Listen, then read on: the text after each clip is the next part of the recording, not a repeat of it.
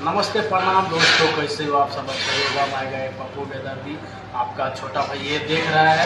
तंदूरी है, पूरा आग ऊपर था, अभी थोड़ा कम है, कोयला भी थोड़ा जल गया है, इसीलिए थोड़ा कम है। 7 बजे स्टार्ट होगा हमारा तंदूरी रोटी। देखो रोटी में क्या क्या आता है। रोटी है, नान है, कुलचा है, आलू पराठा है, गार्लिक नान है, केरला पराठा है, टोस्ट नान है, इतना है।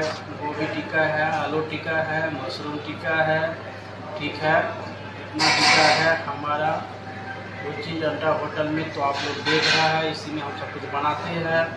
नॉन वेज में चिकन कलमी हो गया, कलमी कबाब हो गया, हरा वड़ा हो गया, ठीक है। तो बहुत सारा है, मैं बता नहीं सकता, बहुत बड़ा डिश है।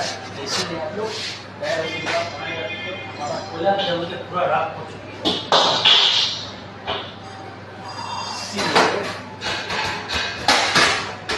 पूरा हमारा कोयला चालू हो गया।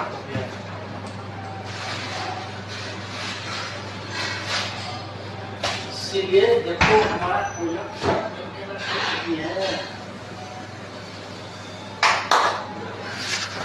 देख लिया कैसा कितना कर रहा है। बंद कर दिया यहाँ पर, देखो इधर बंद हो गया, अभी तंदूरी हमारा बंद है अभी।